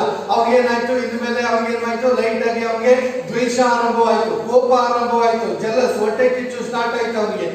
ಇದು ಏನಾಯ್ತು, ದಿನೇ ದಿನೇ ಬೆಳೆದು ಏನಾಯ್ತು, ಕೊನೆಗೆ ಕೊಲೆ ಮಾಡುವಷ್ಟರ ಮಟ್ಟಿಗೆ ಅದು ಬೆಳೀತು. ಕೊನೆಗೆ ಯಾರನ್ನ ಅವನು ಕೊಲೆ ಮಾಡ್ತಾನೆ, ಸ್ವಂತ ತಮ್ಮನನ್ನೇ ಅವನು ಕೊಲೆ ಮಾಡ್ತಾನೆ. ಬೈಬಲ್ ನಲ್ಲಿ ಫಸ್ಟ್ ಮರ್ಡರ್, ಬೈಬಲ್ ನಲ್ಲಿ ನಾವು ನೋಡ್ತೇವೆ, this is A first murder. ಕಾಯಿನ ಹೇಬೇಲನ್ನ ಸಾಯಿಸುವಂತದ್ದು. ಇಲ್ಲಿ ನಾವು ಹೊಟ್ಟೆ ಕಿಚ್ಚು, ದ್ವೇಷ, ಕೋಪದ ನಿಮಿತ್ತವಾಗಿ ಅವನು ಕೊಲೆ ಮಾಡುವ ಹಂತಕ್ಕೆ ಹೋಯ್ತಾನೆ. ಕೊನೆಯದಾಗಿ ಅವನು ಕೊಲೆಯನ್ನು ಸಹ ಅವನು ಮಾಡ್ತಾನೆ. ನಂತರವಾಗಿ ದೇವರು ಬರ್ತಾರೆ, ಎಲ್ಲಿ ನಿನ್ನ ತಮ್ಮ ಅಂತ ಕೇಳಿದಾಗ ಅವನೇನ್ ಹೇಳ್ತಾನೆ, ನನ್ನ ತಮ್ಮನನ್ನು ಕಾಯುವವನು ನಾನು. ಅವನೇನಾದ್ರು ನನಗೆ ಗೊತ್ತಿಲ್ಲ, ಸುಳ್ಳು ಹೇಳ್ದ. ಎರಡನೇ ಸುಳ್ಳು. ಮೊದಲನೇದಾಗಿ ಅವಳು ಸುಳ್ಳು ಹೇಳಿದ್ಲು. ಇವಾಗ ಅವಳ ಮಗ, ಮೊದಲನೇ ಮಗ ಕಾಯಿನ ಬಂದ್ಬಿಟ್ಟು ಚೊಚ್ಚಲ ಮಗ ಅವನು ಬಂದ್ಬಿಟ್ಟು ಏನ್ ಮಾಡ್ದ, ಇವಾಗ ಸುಳ್ಳನ್ನ ಹೇಳ್ದ. ಅವನು ಸುಳ್ಳನ್ನ ಹೇಳಿದ್ರಿಂದ ಏನಾಯ್ತು, ದೇವ್ರೇನ್ ಮಾಡಿದ್ರು, ನೀನ್ ಸುಳ್ಳು ಹೇಳ್ಬೋದು, ಆದ್ರೆ ಆ ಕುಡ್ದಿರುವಂತ ರಕ್ತನ ಕುಡ್ದಿರುವಂತ ಭೂಮಿ ಏನಾಗ್ತದೆ, ಅದು ಸುಳ್ಳು ಹೇಳೋದಿಲ್ಲ, ಅದು ಕೂಗ್ತಾನೆ ಇದೆ. ನನ್ನ ಈ ಭೂಮಿ ಏನಾಗಿದೆ, ಈ ಒಂದು ಪಾಪದ ರಕ್ತವನ್ನ ಕುಡಿದಿದೆ ಈ ಭೂಮಿ. ಈ ಭೂಮಿ ದೇವರನ್ನ ಕೂಗ್ತಾ ಇದೆ. ಇಲ್ಲಿ ಒಂದು ಕೊಲೆ ನಡೆದಿದೆ, ಇಲ್ಲಿ ಒಂದು ಅಪರಾಧ ನಡೆದಿದೆ, ಇಲ್ಲಿ ಒಂದು ಪಾಪ ನಡೆದಿದೆ ಎಂಬುದಾಗಿ ಈ ಭೂಮಿ ತನ್ನ ಅನ್ಯಾಯವಾದ ರಕ್ತವನ್ನ ಕುಡಿದಿರುವಂತಹ ಒಂದು ಭೂಮಿ ಅದು ದೇವರನ್ನ ಕರೀತಾ ಇದೆ, ಕೂಗ್ತಾ ಇದೆ. ಅದರಿಂದ ನೀನು ಸುಳ್ಳು ಹೇಳ್ಬೇಡ ಎಂಬುದಾಗಿ. ಅವಾಗ ಇವನು ಹೇಳ್ತಾನೆ, ನಿನ್ನ ತಮ್ಮನನ್ನು ಕಾಯುವವನು ನಾನು ಎಂಬುದಾಗಿ ಹೇಳಿದಾಗ ದೇವರು ಆ ರೀತಿಯಾಗಿ ಹೇಳಿಬಿಟ್ಟು ಆನಂತರವಾಗಿ ಏನ್ ಹೇಳ್ತಾರೆ, ನೀನು ನಿನ್ನ ಸುರಿಸಿದ ರಕ್ತದಿಂದ ಸುರಿಸಿದ ನಿನ್ನ ತಮ್ಮನ ರಕ್ತವನ್ನು ಕುಡಿದ ಈ ಭೂಮಿಯನ್ನು ಬಿಟ್ಟು ಹೋಗಬೇಕೆಂದು ನಿನಗೆ ಶಾಪ ಬಂತು. ಯಾವ ಭೂಮಿ ರಕ್ತವನ್ನ ಕುಡಿದಿದೆಯೋ, ಅನ್ಯಾಯವಾದಂತ ಮೋಸವಾದಂತ ರಕ್ತವನ್ನ ಕುಡಿದಿದೆಯೋ ಆ ಭೂಮಿಗೆ ಇವಾಗ ಶಾಪ ಬಂದಿದೆ. ಈ ಶಾಪದ ಈ ಭೂಮಿಯನ್ನ ಬಿಟ್ಟು ಹೋಗ್ಬೇಕೆಂಬುದಾಗಿ ನಿನಗೆ ಶಾಪ ಬಂದಿದೆ. ಅಲ್ಲೆಲ್ಲೂಯ್ಯ. ನೋಡಿ, ಒಂದು ಚಿಕ್ಕ ಒಂದು ವಿಷಯ ಎಲ್ಲಿ ತನಕ ಇವತ್ತು ನಡೆಸ್ಕೊಂಡು ಹೋಗ್ತಾ ಇದೆ ಅಂತ. ಬರೀ ಕಾಣಿಕೆ ದಶಮ ಭಾಗ, ಅನೇಕರಿಗೆ ಕಾಣಿಕೆ ದಶಮ ಭಾಗನ ತೆಗೆಯದೆ ಒಂದು ದೊಡ್ಡ ಸವಾಲು, ಒಂದು ದೊಡ್ಡ ಚಾಲೆಂಜ್. ಅದು ಸಣ್ಣ ಸಣ್ಣ ವಿಚಾರದಲ್ಲಿ ನಾವು ನಂಬಿಕೆಸ್ಥರಾಗಿದ್ರೆ ದೊಡ್ಡ ದೊಡ್ಡ ಆಶೀರ್ವಾದಗಳನ್ನು ನಾವು ಅನುಭವಿಸುವುದಕ್ಕೆ ಸಾಧ್ಯ. ಸಣ್ಣ ಸಣ್ಣ ವಿಚಾರಗಳಲ್ಲಿ ನಾವು ದೇವರನ್ನ ಮೆಚ್ಚಿಸುವವರಾಗಿದ್ರೆ ದೇವರಿಂದ ನಾವು ದೊಡ್ಡ ದೊಡ್ಡ ಪ್ರತಿಫಲಗಳನ್ನ ನಾವು ಹೊಂದುವುದಕ್ಕೆ ಸಾಧ್ಯ. ಚಿಕ್ಕ ಚಿಕ್ಕ ಆಶೀರ್ವಾದಗಳು ಎಷ್ಟು ಮಟ್ಟಿಗೆ, ಚಿಕ್ಕ ಚಿಕ್ಕ ತಪ್ಪುಗಳು ಎಷ್ಟು ಮಟ್ಟಿಗೆ ನಮಗೆ ಆಶೀರ್ವಾದಗಳನ್ನು ತಡೆ ಮಾಡ್ತದೆ ಪ್ರಿಯರೇ. ಆದ್ದರಿಂದ ನಾವು ದೇವರ ವಿಚಾರದಲ್ಲಿ ಚಿಕ್ಕ ಚಿಕ್ಕ ವಿಷಯದಲ್ಲಿಯೂ ನಾವು ಬಹಳ ಎಚ್ಚರಿಕೆಯನ್ನು ವಹಿಸಬೇಕು, ನಾವು ಬಹಳ ಜಾಗೃತೆಯನ್ನು ನಾವು ವಹಿಸಬೇಕಾಗಿದೆ ಪ್ರಿಯರೇ. ಇಲ್ಲಿ ಕಾಯಿನನಿಗೆ ಏನಾಗಿತ್ತು, ಈ ಭೂಮಿಯನ್ನ, ಯಾವ ಭೂಮಿಯಲ್ಲಿ ನೀನು ರಕ್ತವನ್ನ ಸುರಿಸಿದೆಯೋ ಆ ಭೂಮಿಯನ್ನ ನೀನು ಬಿಟ್ಟು ಹೋಗಬೇಕೆಂಬುದಾಗಿ ಶಾಪ ಬಂತು ಎಂಬುದಾಗಿ ನಾವು ನೋಡ್ತೇವೆ. ಆಮೇಲೆ ಅವನ ವ್ಯವಸಾಯ, ಇನ್ನು ಮೇಲೆ ನೀನು ಈ ಭೂಮಿನಲ್ಲಿ ನೀನೇನಾದ್ರೂ ವ್ಯವಸಾಯ ಮಾಡೋದಾದ್ರೆ ಅದು ನಿನಗೆ ಫಲಿಸೋದಿಲ್ಲ. ಈ ಭೂಮಿನಲ್ಲಿ ಇನ್ಮೇಲೆ ನೀನೇನಾದ್ರೂ ವ್ಯವಸಾಯಗಳನ್ನ ಮಾಡೋದಾದ್ರೆ ಅದು ನಿನಗೆ ಫಲಿಸೋದಿಲ್ಲ. ಎಷ್ಟೋ ಜನ ಇವತ್ತು ನಾವು ನೆಪ ಮಾತ್ರಕ್ಕೆ ನಾವು ಕ್ರೈಸ್ತರಾಗಿದ್ದೀವಿ, ಆದ್ರೆ ಯಾವುದೇ ಆಶೀರ್ವಾದಗಳನ್ನ ನಾವು ಅನುಭವಿಸೋದಕ್ಕಾಗ್ತಾ ಇಲ್ಲ. ಕಾರಣ ಏನು? ನಾವು ದೇವರು ನಮ್ಗೆ ಇಚ್ಛಿಸದೇ ಇರೋದ್ರಿಂದ, ನಾವು ದೇವರನ್ನ ಸರಿಯಾಗಿ ಆರಾಧನೆ ಮಾಡದೇ ಇರೋದ್ರಿಂದ, ದೇವರ ವಿಚಾರದಲ್ಲಿ ನಾವು ಸರಿಯಾಗಿ ಇಲ್ಲದೆ ಇರೋದ್ರಿಂದ ನಾವು ಇಂಥ ಆಶೀರ್ವಾದಗಳಿಗೆ ಇವತ್ತು ನಾವು ತಪ್ಪಿ ಹೋಗ್ತಾ ಇದ್ದೇವೆ ಪ್ರಿಯರೇ. ದುಡಿತೀವಿ ಏನು ಸಂಪಾದನೆ ಮಾಡಿದೀವಿ ಅಷ್ಟೇ, ಸಂಪಾದನೆ ಮಾಡಿದೀವಿ ಅನ್ನೋದು ಲೆಕ್ಕ ಇದೆ. ನೋಡಿದ್ರೆ ಏನಿಲ್ಲ. ಇವತ್ತಿಗೂ ಸಾಲ, ಇವತ್ತಿಗೂ ಕಣ್ಣೀರು, ಇವತ್ತಿಗೂ ಬಲಹೀನತೆಗಳು, ಇವತ್ತಿಗೂ ಕೊರತೆಗಳು ನಮ್ಮಲ್ಲಿ ಕಾಣ್ತಾ ಇದೆ. ಕಾರಣ ಏನು ಗೊತ್ತಾ? ನಾವು ದೇವರಿಗೆ ಕೊಡಬೇಕಾದದನ್ನ ನಾವು ಸರಿಯಾಗಿ ಕೊಡದೇ ಇರೋದ್ರಿಂದ. ಅಲ್ಲಿ ದೇವರು ಹೇಳ್ತಾರೆ, ನೀನ್ ಯಾವಾಗ ನೀನು ಈ ತರ ಮಾಡ್ದೋ ಇದರಿಂದ ಏನಾಯ್ತು, ನೀನ್ ಭೂಮಿನಲ್ಲಿ ವ್ಯವಸಾಯ ಮಾಡಿದ್ರು ಇನ್ಮೇಲೆ ಅದು ನಿನ್ಗೆ ಫಲಿಸೋದಿಲ್ಲ ಎಂಬುದಾಗಿ ದೇವ್ರ ವಾಕ್ಯ ಹೇಳ್ತದೆ. ನಾವೇನಾದ್ರೂ ಈ ರೀತಿಯಾಗಿ ಇದ್ರೆ ಬೇರೆ, ನಾವ್ ಎಷ್ಟೇ ದುಡಿದ್ರು ಅದು ನಮ್ಗೆ ಏಳಿಗೆ ಆಗೋದಿಲ್ಲ. ಅದ್ ಎಷ್ಟೇ ನಾವು ದುಡಿದ್ರು ಅದರಿಂದ ನಾವು ಅಭಿವೃದ್ಧಿ ಆಗೋದಿಲ್ಲ. ನಾವು ಇವತ್ತು ಲೋಕಗಳನ್ನ ನಾವು ನೋಡ್ತಾ ಇದ್ದೀವಿ. ಲೋಕದಲ್ಲಿ ಅವ್ರು ಹಂಗಿದ್ದಾರೆ, ಇವ್ರು ಹಿಂಗಿದ್ದಾರೆ, ಅವ್ರ ಆ ತರ ಇದ್ದಾರೆ, ಇವ್ರು ಈ ತರ ಇದ್ದಾರೆ, ಅದರಿಂದ ನಾವು ಹಂಗೆ ಮಾಡ್ಬೇಕು, ಇಲ್ಲ ಅಂದ್ರೆ ನಮ್ಗೆ ಏಳಿಗೆ ಇಲ್ಲ, ಹುಡುಗಾಲ ಇಲ್ಲ ಅಂತ ಅನ್ಕೊಳ್ತೀವಿ. ನಾನು ಎಷ್ಟೋ ಸಾರಿ ಅದೇ ರೀತಿಯಾಗಿ ಅನ್ಕೊಳ್ತೀನಿ. ಆದ್ರೆ ದೇವರು ಅದನ್ನ ಮಾಡೋದಕ್ಕೆ ಬಿಡೋದಿಲ್ಲ. ಖಂಡಿತ ದೇವರು ನಮ್ಮನ್ನ ಆಶೀರ್ವಾದ ಮಾಡುವಂತವ್ರಾಗಿದ್ದಾರೆ ಪ್ರಿಯರೇ. ಈ ಕಟ್ಟಿನಲ್ಲಿಯೂ ದೇವರು ನಮ್ಮನ್ನ ಬಲಪಡಿಸುವಂತವ್ರಾಗಿದ್ದಾರೆ. ಕುಗ್ಗಿ ಹೋದವರ ಕಣ್ಣೀರನ್ನೆಲ್ಲ ಒರೆಸಿ ದೇವರು ನಮ್ಮನ್ನ ಉದ್ಧಾರ ಮಾಡುವವರಾಗಿದ್ದಾರೆ. ತಕ್ಕ ಸಮಯದಲ್ಲಿ ಆತನು ನಮಗೆ ಪ್ರತಿಫಲವನ್ನ ಕೊಡುವಂತ ದೇವರಾಗಿದ್ದಾನೆ. ರೈಟ್ ಟೈಮ್ ನಲ್ಲಿ ದೇವರು ನಮ್ಮನ್ನ ಆಶೀರ್ವಾದ ಮಾಡುವಂತವನಾಗಿದ್ದಾನೆ ಪ್ರಿಯರೇ. ಆದ್ದರಿಂದ ನಾವು ದೇವರ ವಿಚಾರದಲ್ಲಿ ನಾವು ಕರೆಕ್ಟ್ ಆಗಿದ್ರೆ, ನಮ್ಮ ವಿಚಾರದಲ್ಲಿ ದೇವರು ತಕ್ಕ ಸಮಯದಲ್ಲಿ ಆತನು ನಮ್ಮನ್ನ ಮೇಲೆತ್ತುವಂತ ದೇವರಾಗಿದ್ದಾನೆ ಪ್ರಿಯರೇ. ಇವತ್ತು ನಮಗೆ 25 ಜನ 30 ಜನ ನಮಗೆ ವಿಶ್ವಾಸಿಗಳು ಇರ್ಬೋದು, ಆದ್ರೆ 20 ಜನಕ್ಕೆ ನಾವು ಯಥಾರ್ಥವಾಗಿ ನಾವು ಸೇವೆ ಮಾಡುವಂತವ್ರಾಗಿರ್ಬೇಕು. 20 ಜನಕ್ಕೆ ನಾವು ಸರಿಯಾಗಿ ಸೇವೆ ಮಾಡುವಂತವ್ರಾಗಿದ್ರೆ ಯೇಸು ಸ್ವಾಮಿ ಅದಕ್ಕೆ ಬರ್ಬೇಕಾಗಿರುವಂತ ಆಶೀರ್ವಾದಗಳನ್ನ ನಮಗೆ ಅದನ್ನು ದಯಪಾಲಿಸ್ತಾನೆ ಪ್ರಿಯರೇ. ಅಲ್ಲೆಲ್ಲೂಯ್ಯ. ಸಣ್ಣ ಸಣ್ಣ ವಿಚಾರಗಳಲ್ಲಿ ನಾವು ಮಾಡುವಂತ ಮಿಸ್ಟೇಕ್ಸ್ಗಳು ದೊಡ್ಡ ದೊಡ್ಡ ಶಾಪಕ್ಕೂ, ದೊಡ್ಡ ದೊಡ್ಡ ದರಿದ್ರಕ್ಕೂ, ದೊಡ್ಡ ದೊಡ್ಡ ಅನಾಹುತಗಳಿಗೆ ನಮಗೆ ಕಾರಣವಾಗಿರ್ತದೆ. ನಂತರವಾಗಿ ಅವನಿಗೆ ಏನಾಯ್ತು? ನಂತರವಾಗಿ ಅವನಿಗೆ ದೇವರ ಪ್ರಸನ್ನತೆಯನ್ನ ಬಿಟ್ಟು ದೂರ ಹೋಗುವಂತೆ ಅವನಿಗೆ ಶಿಕ್ಷೆ ಬಂತು. ಅಲ್ಲೆಲ್ಲೂಯ್ಯ. ದೇವರ ಪ್ರಸನ್ನತೆಯನ್ನೇ ಅವನು ಬಿಟ್ಟು ಹೋಗ್ಬೇಕಾಗಿದ್ದಂತ ಬಂತು. ಅವನು ಒಂದ್ ವೇಳೆ ಚೆನ್ನಾಗಿ ಪ್ರಾರ್ಥನೆ ಮಾಡ್ತಿದ್ದಿರ್ಬೋದು, ಅವನು ಒಂದ್ ವೇಳೆ ಚೆನ್ನಾಗಿ ಬೈಬಲ್ ಓದುವಂತದ್ದಾಗಿರ್ಬೋದು, ಆದ್ರೆ ಕಾಣಿಕೆ ವಿಷಯದಲ್ಲಿ ಅವನು ಸರಿ ಇಲ್ಲ ಅಂತ ಅಂದ್ರೆ ಅವನು ಡೇ ಬೈ ಡೇ ಅವನು ದೇವರ ಪ್ರಸನ್ನತೆಯನ್ನು ಅವನು ಬಿಟ್ಟು ಹೋಗುವಂತವನಾಗಿರ್ತಾನೆ ಪ್ರಿಯರೇ. ದೇವರನ್ನ ಮೆಚ್ಚಿಸದೇ ಇದ್ರೆ ಪ್ರಿಯರೇ, ನಾವಿವತ್ತು ದೇವರನ್ನ ನಾವು ಮೆಚ್ಚಿಸುವವರಾಗಿರ್ಬೇಕು. ಈ ಲೋಕದಲ್ಲಿ ಇವತ್ತು ನಾವು ಯಾರನ್ನ ನಾವು ಮೆಚ್ಚಿಸ್ತಾ ಇದ್ದೀವಿ? ಇವತ್ತು ನಾವು ಪ್ರತಿ ಹಂತದಲ್ಲಿಯೂ ಪ್ರತಿ ಕ್ಷಣದಲ್ಲಿಯೂ ನಾವು ಮನುಷ್ಯರನ್ನ ಮೆಚ್ಚಿಸೋದಕ್ಕೆ ನಾವು ಪ್ರಯಾಸ ಪಡ್ತೀವಿ. ಮನುಷ್ಯರನ್ನ ಮೆಚ್ಚಿಸೋದಕ್ಕೆ ನಾವು ಆತರ ಪಡ್ತೀವಿ. ಅವ್ರು ಬರ್ತಾ ಇದಾರೆ ಹಿಂಗಿರ್ಬೇಕು, ಅವ್ರು ಬರ್ತಾ ಇದ್ರೆ ಅವ್ರಿಗೆ ಹಿಂಗ್ ಮಾತಾಡ್ಬೇಕು, ಅವ್ರು ಬರ್ತಾ ಇದ್ರೆ ಅವ್ರಿಗೆ ಆತರ ಮಾತಾಡ್ಬೇಕು ಎಂಬುದಾಗಿ ಹೇಳಿ ಅವ್ರನ್ನ ಮೆಚ್ಚಿಸೋದಕ್ಕೆ ನಾವು ಪ್ರಯಾಸ ಪಡ್ತೀವಿ. ಅವ್ರು ಬರ್ತಾ ಇದಾರೆ ಅವ್ರಿಗೊಂದು ದುಡ್ಡು ಹಾಕಿಸ್ಬೇಕು, ಅವ್ರು ಬರ್ತಾ ಇದಾರೆ ಅವ್ರಿಗೊಂದು ದೊಡ್ಡ ಹಾರ ಹಾಕಿಸ್ಬೇಕು, ಅವ್ರು ಬರ್ತಾ ಇದಾರೆ ಅವ್ರಿಗೆ ದೊಡ್ಡದಾಗಿ ಏನಾದ್ರು ಮಾಡ್ಬೇಕು, ನಾನ್ ಮಾಡ್ದೆ ಅಂತ ಅವ್ರಿಗೆ ಗೊತ್ತಾಗ್ಬೇಕು ಅಂತ ಹೇಳಿ ಅವ್ರನ್ನ ಮೆಚ್ಚಿಸೋದಕ್ಕೆ ನಾವು ಪ್ರಯಾಸ ಪಡ್ತಾ ಇದ್ದೇವೆ. ಪ್ರಿಯರೇ, ನಿನ್ನನ್ನ ಉದ್ಧರಿಸುವವರು ಮನುಷ್ಯರಲ್ಲ, ನಿನ್ನನ್ನ ಕಾಯುವವರು ಮನುಷ್ಯರಲ್ಲ. ಯಾವ ಮನುಷ್ಯನ ಮೆಚ್ಚಿಸ್ಬೇಕು ಅಂತ ಇದೆಯೋ ಆ ಮನುಷ್ಯ ನಿನಗೆ ಆಶೀರ್ವಾದ ಮಾಡೋದಕ್ಕೆ ಶಕ್ತನಲ್ಲ. ಯಾವ ಮನುಷ್ಯನನ್ನ ನೀನು ಮೆಚ್ಚಿಸ್ಬೇಕು ಅಂತ ಇದೆಯೋ ಆ ಮನುಷ್ಯ ನಿನ್ನ ಉದ್ಧರಿಸುವ ಶಕ್ತನಲ್ಲ. ನಿನಗೆ ಕಾಣದೇ ಇರುವಂತ ದೇವರು ನಿನ್ನನ್ನ ಉದ್ಧರಿಸುವುದಕ್ಕೆ, ನಿನ್ನನ್ನು ಎಬ್ಬಿಸುವುದಕ್ಕೆ, ನಿನ್ನನ್ನು ಆಶೀರ್ವದಿಸುವುದಕ್ಕೆ, ನಿನ್ನ ಕಣ್ಣೀರುಗಳನ್ನು ಒರೆಸುವುದಕ್ಕೆ, ರೋಗಗಳನ್ನು ವಾಸಿ ಮಾಡುವುದಕ್ಕೆ ದೇವಾದಿ ದೇವರು, ರಾಜಾದಿ ರಾಜನು ನಿನ್ನ ಮಧ್ಯದಲ್ಲಿ ಇದ್ದಾನ ಪ್ರಿಯರೇ. ನಿನ್ನ ಬಲಗಡೆಯಲ್ಲಿ ಆತನು ಹಸನಾರೂಢನಾಗಿದ್ದಾನ ಪ್ರಿಯರೇ. ಆತನು ನೀನು ಹೋಗುವಾಗ ನಿನಗೆ ಮುಂಭಾಗದಲ್ಲಿ, ಬರುವಾಗ ಹಿಂಭಾಗದಲ್ಲಿ ನಿನ್ನ ಜೊತೆಯಲ್ಲಿ ಇದ್ದು ನಿನ್ನ ಕಾಲು ಕಲ್ಲಿಗೆ ತಗಲದ ಹಾಗೆ, ಸಿಂಹ ಸರ್ಪಗಳ ಮೇಲೆ ನೀನು ತುಳಿದು ನಡೆದು ಬರುವ ಹಾಗೆ ಪರಲೋಕದ ದೇವರು ನಿನ್ನನ್ನು ಆಶೀರ್ವದಿಸಿ ಅಭಿಷೇಕಿಸಿ ಮುನ್ನಡೆಸುವವನಾಗಿದ್ದಾನ ಪ್ರಿಯರೇ. ಹಲ್ಲೆಲೂಯಾ. ಆದ್ದರಿಂದ ನಾವು ಯಾವಾಗಲೂ ದೇವರನ್ನ ನಾವು ಮೆಚ್ಚಿಸಬೇಕೇ ಹೊರತು ನಮ್ಮ ಜೀವಿತದಲ್ಲಿ ಮನುಷ್ಯರನ್ನ ನಾವು ಮೆಚ್ಚಿಸುವುದಕ್ಕೆ ನಾವು ಪ್ರಯಾಸ ಪಡಬಾರದು, ನಾವು ಪ್ರಯತ್ನವನ್ನ ಪಡಬಾರದು ಪ್ರಿಯರೇ. ನಾವು ದೇವರನ್ನ ಮೆಚ್ಚಿಸುವುದಕ್ಕೆ ನಾವು ಪ್ರಯಾಸ ಪಡಬೇಕು. ನಮ್ಮ ಜೀವಿತದಲ್ಲಿ ಎವ್ರಿ ಸ್ಟೆಪ್ಸ್, ಪ್ರತಿ ಹಂತದಲ್ಲಿ, ಪ್ರತಿ ಹೆಜ್ಜೆಗಳಿಗೂ ನಾವು ದೇವರನ್ನ ನಾವು ದೃಷ್ಟಿಸಿ ನೋಡುವಂತವರಾಗಿರ್ಬೇಕು. ಆತನು ಎಂದಿಗೂ ನಮ್ಮನ್ನ ಕೈ ಬಿಡುವುದಿಲ್ಲ, ಆತನು ಎಂದಿಗೂ ನಮ್ಮನ್ನ ತೊರೆಯುವುದಿಲ್ಲ ಪ್ರಿಯರೇ. Hallelujah, hallelujah. ಆತನು ಎಂದಿಗೂ ನಮ್ಮನ್ನ ತೊರೆಯುವುದಿಲ್ಲ. ಕಾಯಿನನ ಕಾಣಿಕೆಯನ್ನು ದೇವರು ಮೆಚ್ಚಲಿಲ್ಲ. ದೇವರು ಮೆಚ್ಚದೇ ಇರೋದ್ರಿಂದ ಅವನ ಜೀವಿತದಲ್ಲಿ ಅಷ್ಟೊಂದು ದುರಂತಗಳು ಸಂಭವಿಸಿತು, ಅಷ್ಟೊಂದು ಅನಾಹುತಗಳು ಸಂಭವಿಸಿತು.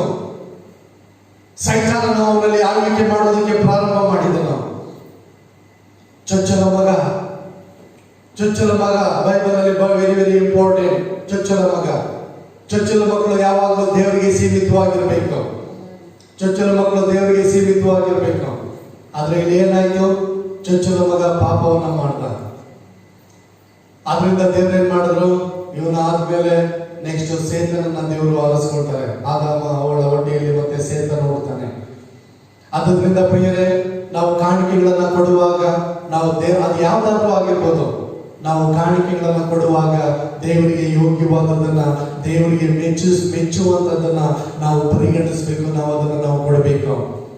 ಕೆಲವು ಸಂದರ್ಭದಲ್ಲಿ ನಾವು ಆರಂಭ ದಿನಗಳಲ್ಲಿ ಯಾರೋ ಒಬ್ರು ಹೇಳ್ತಾ ಇದ್ರೆ ಏನಂತಂದ್ರೆ, ಕಾಣಿಕೆ ಕೊಡ್ಬೇಕಂದ್ರೆ ನಮ್ಮ ಸಭೆನಲ್ಲ, ಬೇರೆ ಕಡೆ ಬೇರೆಯವರಿಗಿರೋ ಮಾತು. ಕಾಣಿಕೆ ಅಂತ ಅಂದ್ರೆ ಫಸ್ಟ್ ಏನೋ ಸೌದೋಗಿರುವಂತ ಪೈಸಗಳು, ಅರ್ಧೋಗಿರುವಂತ ನೋಟ್ಗಳು, 4 ಕಡೆ ಟೇಪ್ ಹಾಕಿರುವಂತ ನೋಟ್ಗಳು, ಅಂತವನ್ನ ಕಾಣಿಕೆಗೆ ಕೊಡ್ತಾ ಇದ್ರು. ಆಮೇಲೆ ಮುಗ್ದೋಗಿರೋನ ಸೇವೆಗೆ ಕೊಡ್ತಾ ಇದ್ರು ಅಂತ. ಈಗ ಆ ತರ ಇಲ್ಲ ಬಿಡಿ. ಈಗೆಲ್ಲ ದಿನಗಳು ಬದಲಾಗಿದೆ, ಜನರು ಸ್ವಲ್ಪ ಬದಲಾಗಿದ್ದಾರೆ, ದೇವರ ವಾಕ್ಯದಲ್ಲಿ ಬೆಳೀತಾ ಇದ್ದಾರೆ. ಇವಾಗ ಸ್ವಲ್ಪ ಮಟ್ಟಿಗೆ ಎಲ್ಲ ವ್ಯತ್ಯಾಸಗಳು ಆಗ್ತಾ ಇದೆ. ಅವುಗಳು ಜನಗಳನ್ನು ಇವಾಗ ಸ್ವಲ್ಪ ದೇವರಿಗೆ ಹತ್ತಿರವಾಗ್ತಾ ಇದ್ದಾರೆ. ದೇವರ ವಾಕ್ಯಗಳು ಇವಾಗ ಬಲವಾಗಿ ಎಲ್ಲ ಕಡೆಗಳಲ್ಲಿ, ಎಲ್ಲ ಮೂಲಗಳಲ್ಲಿ ಬಲವಾಗಿ ಸಾರಲ್ಪಡ್ತಾ ಇದೆ. ಆದ್ದರಿಂದ ಪ್ರಿಯರೇ, ನಾವು ದೇವರಿಗೆ ಕೊಡುವಂತದ್ದು ನಾವು ಎಷ್ಟು ಮಟ್ಟಿಗೆ ಇರಬೇಕು? ಮೊದಲನೇದಾಗಿ ದೇವರು ನಾವು ಕೊಡುವಂತದ್ದನ್ನ ಮೆಚ್ಚೋದಿಲ್ಲ. ಮೊದಲನೇದಾಗಿ ನಮ್ಮನ್ನ ಫಸ್ಟ್ ನೋಡ್ತಾರೆ ಪ್ರಿಯರೇ. ಹಲ್ಲೆಲೂಯಾ. ಅದಕ್ಕೇನೆ ಕೊರಿಂಥ ಪತ್ರಿಕೆಯಲ್ಲಿ ನಾವು ನೋಡ್ತೇವೆ 9ನೇ ಅಧ್ಯಾಯದಲ್ಲಿ ಮೆಕೆದೋನಿಯ ಸಭೆಯವರು, ಅವರು ಬಡವರಾಗಿದ್ರು ಸಹ ಅವರು ಫಸ್ಟ್ ತಮ್ಮನ್ನ ಒಪ್ಪಿಸ್ಕೊಟ್ರು, ಆಮೇಲೆ ಅವರು ಕಾಣಿಕೆಗಳನ್ನ ಒಪ್ಪಿಸ್ಕೊಟ್ರು ಎಂಬುದಾಗಿ ನಾವು ನೋಡ್ತೇವೆ ಪ್ರಿಯರೇ. ಹಲ್ಲೆಲೂಯಾ. ಕೊರಿಂಥ ಪತ್ರಿಕೆ 9ನೇ ಅಧ್ಯಾಯ ನೋಡಿ, ಅಲ್ಲಿ ಮೆಕೆದೋನಿಯ ಸಭೆಯವರು ಬಹಳ ಬಡವರು, ಅತ್ಯಂತ ಬಡವರು. ಅವರು ಮೆಕೆದೋನಿಯ ಸಭೆಯವರು, ಅವರು ಅಂತ ಬಡವರಾಗಿದ್ರು ಸಹ ಅವರು ಮೊದಲು ತಮ್ಮನ್ನ ದೇವರಿಗೆ ಒಪ್ಪಿಸ್ಕೊಟ್ರು, ಆಮೇಲೆ ಅವರು ದೇವರಿಗೆ ಕಾಣಿಕೆಗಳನ್ನ ಸಮರ್ಪಿಸಿದ್ರು ಅಂತ ನಾವು ನೋಡ್ತೇವೆ. ಅದರಿಂದ ಬಡವರಾಗಿದ್ರು ಸಹ, ಶ್ರೀಮಂತರಾಗಿದ್ರು ಸಹ ಅದು ದೇವರ ದೃಷ್ಟಿಯಲ್ಲಿ ಮುಖ್ಯವಲ್ಲ. ದೇವರಿಗೆ ನೀನು ಏನಾಗಿದ್ಯಾ, ಎಷ್ಟು ಮಟ್ಟಿಗೆ ನೀನು ದೇವರನ್ನ ಆರಾಧನೆ ಮಾಡ್ತಾ ಇದೆಯಾ, ಎಷ್ಟು ಮಟ್ಟಿಗೆ ಪ್ರತಿದಿನ ನಿನ್ನ ಜೀವನ ಎಷ್ಟು ಮಟ್ಟಿಗೆ ನಡೀತಾ ಇದೆ, ಎಷ್ಟು ಮಟ್ಟಿಗೆ ದೇವರಿಗೆ ಒಪ್ಪಿಸ್ಕೊಟ್ಟಿದ್ಯಾ, ಯಾವ ರೀತಿಯಾಗಿ ನಿನ್ನ ಪ್ರಾರ್ಥನೆಗಳಿದೆ, ಯಾವ ರೀತಿ ನಿನ್ನ ಲೈಫ್ ಇದೆ, ಜೀವನ ಇದೆ, ಅದು ದೇವರಿಗೆ ಬಹಳ ಪ್ರಾಮುಖ್ಯವಾಗಿರುವಂತಹ ಸಂಗತಿ ಪ್ರಿಯರೇ. ಆದ್ದರಿಂದ ದೇವರು ಕಾಯಿನನ್ನ ಮೆಚ್ಚಲಿಲ್ಲ, ಹೇಬೇಲನನ್ನ ದೇವರು ಮೆಚ್ಚಿದನು ಎಂಬುದಾಗಿ ನಾವು ನೋಡುತ್ತೇವೆ. ಅವನ ಜೀವನ ವ್ಯವಸ್ಥೆಗಳನ್ನ ದೇವರು ಮೆಚ್ಚಿದನು, ಅವನ ಲೈಫ್ ಸ್ಟೈಲ್ ಅನ್ನ ದೇವರು ಮೆಚ್ಚಿದನು, ಅವನಲ್ಲಿದ್ದಂತ ಭಯವನ್ನ ಭಕ್ತಿಯನ್ನ ದೇವರು ಮೆಚ್ಚಿದನು. ಕಾಯಿನಲ್ಲಿದ್ದಂತ ಭಯವನ್ನ ದೇವರು ಮೆಚ್ಚಲಿಲ್ಲ, ಅವನ ಕಾಣಿಕೆಯನ್ನು ಸಹ ಮೆಚ್ಚಲಿಲ್ಲ. ಹಲ್ಲೆಲೂಯ. ಆದ್ದರಿಂದ ಅದೇ ಕೊರಿಂಥ ಪತ್ರಿಕೆಯಲ್ಲಿ ನಾವು ನೋಡ್ತೇವೆ, ಕೊಡುವವರು ಉತ್ಸಾಹವಾಗಿ ಧಾರಾಳವಾಗಿ ಕೊಡಬೇಕೆ, ಸಂತೋಷವಾಗಿ ಕೊಡುವವರ ಮೇಲೆ ದೇವರ ಪ್ರೀತಿ ಉಂಟು ಎಂಬುದಾಗಿ ನಾವು ನೋಡ್ತೇವೆ. ನಾವು ಕೊಡುವಾಗ ಸಂತೋಷವಾಗಿ ನಾವು ಕೊಡೋದಾದ್ರೆ ನಮ್ಮ ಮೇಲೆ ದೇವರಿಗೆ ಪ್ರೀತಿ ಇರ್ತದಂತೆ ಪ್ರಿಯರೇ. ನಾವು ದುಃಖದಿಂದಲೋ ವ್ಯಸನದಿಂದಲೋ ನಾವು ದೇವರಿಗೆ ನಾವು ಕೊಡಬಾರದು, ದೇವರ ಸೇವೆಗೆ ನಾವು ಕೊಡಬಾರದು ಪ್ರಿಯರೇ. ಆದ್ದರಿಂದ ನಾವು ಯಾವ ಒಂದು ಕಾಣಿಕೆಯ ವಿಚಾರದಲ್ಲಿ ಕಾಯಿನ ಒಂದು ಮಾಡಿದಂತ ಒಂದು ಮಿಸ್ಟೇಕ್ಸ್, ಅವನು ದೊಡ್ಡ ಆಶೀರ್ವಾದಗಳನ್ನ ಕಳ್ಕೋಬೇಕಾಗ್ಬಂತ. ಅವನಿಗೆ ಕೋಪ ಬಂತು, ಶಾಪ ಬಂತು, ದರಿದ್ರಗಳು ಬಂತು, ಅಪರಾಧಗಳನ್ನ ಮಾಡ್ದ, ತಪ್ಪುಗಳನ್ನ ಮಾಡ್ದ. ಕೊನೆಗೆ ಅವನು ದೇವರನ್ನೇ ಅವನು ಬಿಟ್ಟು, ದೇವರ ಪ್ರಸನ್ನತೆಯನ್ನೇ ಬಿಟ್ಟು ಅವನು ಅಲಿಯುವವನಾದ. ಒಂದು ಕಡೆ ಇದ್ದವನು ಏನ್ ಮಾಡ್ದ, ಅವನು ಎಲ್ಲ ಕಡೆ ಅವನು ಅಲಿಯುವವನಾದ. ಇವತ್ತು ನಾವು ಅನೇಕ ಸಭಾ ವಿಶ್ವಾಸಿಗಳಲ್ಲೂ ಸಹ ನಾವು ಅದನ್ನ ನಾವು ನೋಡ್ತೇವೆ. ನಿಮ್ಗೆ ಗೊತ್ತು, ಕೆಲವರೆಲ್ಲ ಹೆಂಗೆ ಇವತ್ತು ಅಲಿತಾ ಇದ್ದಾರೆ ಅಂತ ಹೇಳಿ. ದೇವರನ್ನ ಮೆಚ್ಚಿಸೋದಾದ್ರೆ ಅವ್ರು ಯಾವತ್ತಿಗೂ ಅಲಿಯೋದಿಲ್ಲ, ಒಂದು ಕಡೆ ದೃಢವಾಗಿ ಸ್ಥಿರವಾಗಿ ನಿಂತು ಬೆಳೀತಾರೆ ಪ್ರಿಯರೇ. ಅವರು ಅಲ್ದಾಡೋದಕ್ಕೆ ದೇವರು ಬಿಡೋದಿಲ್ಲ, ಅಲಿಯೋದಕ್ಕೆ ದೇವರು ಅವಕಾಶ ಕೊಡೋದಿಲ್ಲ. ಅವ್ರನ್ನ ದೇವರು ಒಂದು ಕಡೆ ಸ್ಥಿರವಾಗಿ ನಿಲ್ಲಿಸಿ ಅವರು ಯಾಕೋಬನ ಪರ್ವತ ಆಶೀರ್ವಾದಗಳನ್ನ ಅನುಭವಿಸುವಂತೆ ಪರಲೋಕ ದೇವರು ನಮಗೆ ಕೃಪೆ ಕೊಡ್ತಾರೆ.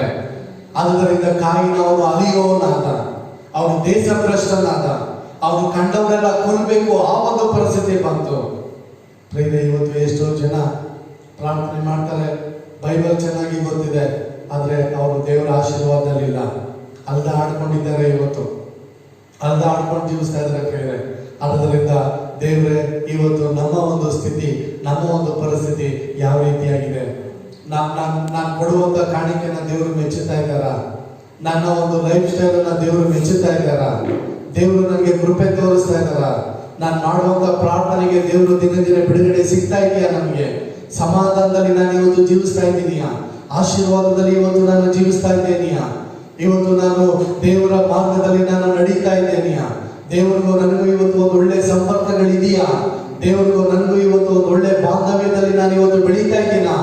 ಇವತ್ತು ನಮ್ಮನ್ನು ನಾವೇ ಪರೀಕ್ಷೆ ಮಾಡ್ಕೋಬೇಕು ಪ್ರಿಯರೇ. ನಾವ್ ಯಾವಾಗಲೂ ಇನ್ನೊಬ್ರ ಮೇಲೆ ಬೆಳಿ ತೋರಿಸೋದು ಜಾಸ್ತಿ, ಇನ್ನೊಬ್ರ ಬಗ್ಗೆ ನಾವು ಮಾತಾಡೋದು ಜಾಸ್ತಿ, ಅವ್ರಂಗೆ ಇವ್ರಿಗೆ ಇನ್ನೊಬ್ರ ಮೇಲೆ ನಾವು ತಪ್ಪು ಹುಡುಕೋದು ಜಾಸ್ತಿ.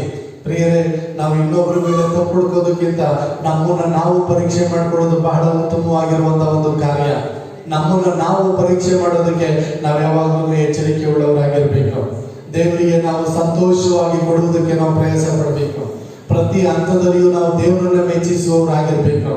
ನೋಹನು ಅವನ ಜೀವಮಾನ ಕಾಲವೆಲ್ಲ ಅವನ ಮನುಷ್ಯರು ಅವನನ್ನ ರೇಗಿಸ್ತಾ ಇದ್ರು. ಈ ನೋಹನಿಗೆ ಎಲ್ಲರೂ ರೇಗಿಸ್ತಾ ಇದ್ರು, ಆದ್ರೆ ನೋಹ ಏನ್ ಮಾಡ್ದ? ದೇವರ ಸ್ವರಕ್ಕೆ ಅವನು ಕಿವಿ ಕೊಟ್ಟ. ನೆಕ್ಸ್ಟ್ ಬರ್ತೀವಿ ನಾವು ಅದೇ ಪಾಠಕ್ಕೆ, ನಾವು ನೆಕ್ಸ್ಟ್ ಅದೇ ನಾವು ದೇವ್ರ ವಾಕ್ಯನ ನಾವು ಕಲಿಯುವಂತವರಾಗಿದ್ದೇವೆ. ನೋಹನಿಗೆ ದೇವ್ರು ಹೇಳಿದ್ರು, ಅವನೊಬ್ಬನೇ ಯೋಗ್ಯವಾಗಿದ್ದವನು, ದೇವರಿಗೆ ಭಯಭಕ್ತಿಯಾಗಿದ್ದವನು. ಅವನ ಕಾಲದಲ್ಲಿ ಯಾರು ಯಥಾರ್ಥವಾಗಿರ್ಲಿಲ್ಲ, ಯಾರು ಪರಿಶುದ್ಧವಾಗಿರ್ಲಿಲ್ಲ, ಯಾರು ಭಯಭಕ್ತಿ ಉಳ್ಳವರಾಗಿ ಜೀವಿಸ್ತಾ ಇರಲಿಲ್ಲ.